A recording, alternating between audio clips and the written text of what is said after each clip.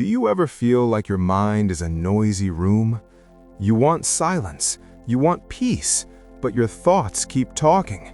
One thought becomes 10, 10 become 100, and no matter how hard you try, you cannot make them stop. Today, I want to tell you a simple story. It is about a young man who believed his mind was his biggest enemy, but what he learned changed his life forever. Once, there was a young man named Kenji. Kenji lived in a small village at the foot of a mountain. From the outside, his life looked normal. He had work, he had food, he had a place to sleep. But inside, he was always restless. He worried about his future. He worried about failing. He worried about what people thought of him. If someone looked at him strangely, he would think about it for hours. If he made a small mistake, he would replay it in his mind again and again. At night, when the world was quiet, his thoughts were the loudest.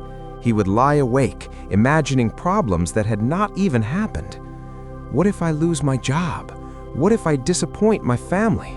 What if I am not good enough? His mind felt like a stormy sea. One moment he was angry.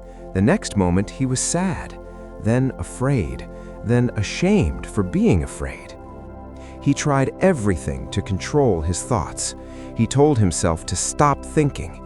He distracted himself with work. He forced himself to be positive. But the more he tried to push his thoughts away, the stronger they became. One day, tired and desperate, Kenji decided to climb the mountain. At the top lived a wise Zen Master. People said the master spoke very little, but his words carried deep meaning. Kenji bowed and said, "Master, my mind is out of control. It is full of noise. I try to stop my thoughts, but they only grow louder. Please teach me how to master my mind." The Zen Master looked at him quietly. He did not give advice.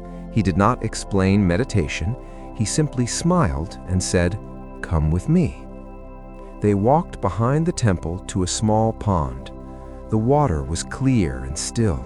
You could see smooth stones at the bottom. Small fish swam peacefully through the light. The master picked up a long stick. Without saying a word, he pushed the stick into the pond and began stirring the water violently. He moved it fast and hard. The mud from the bottom rose into the water. Leaves and dirt swirled around.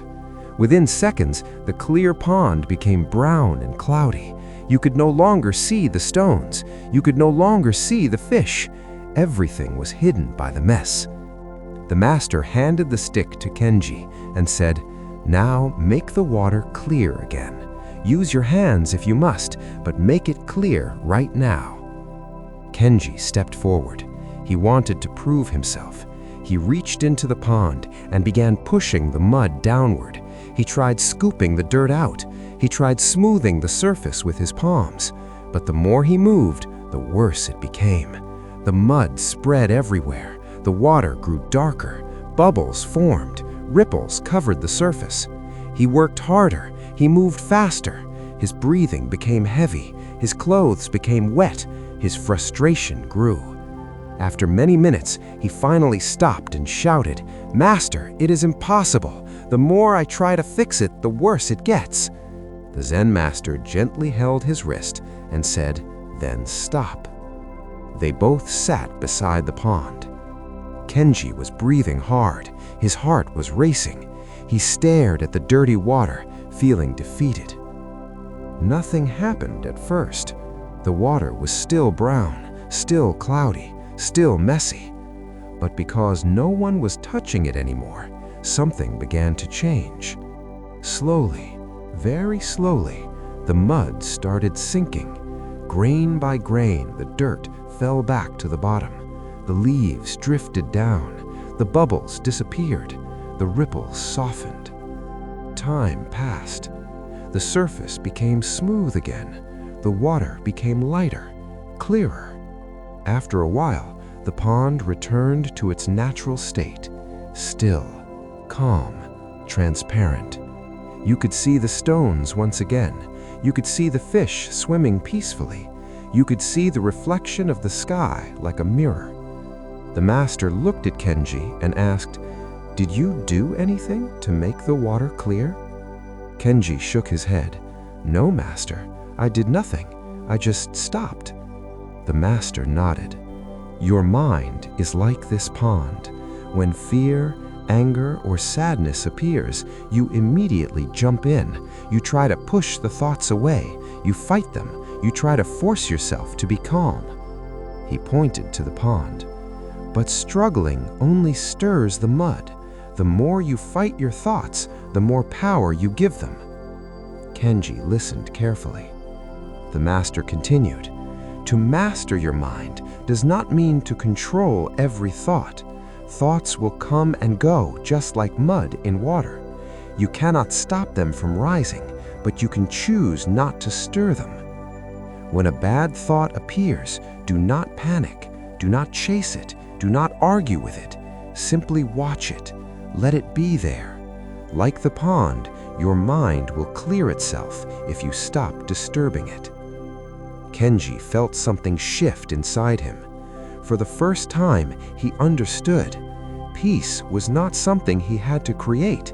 It was already there, hidden beneath the mud. From that day forward, whenever worry came to him, he would remember the pond. He would pause. He would breathe.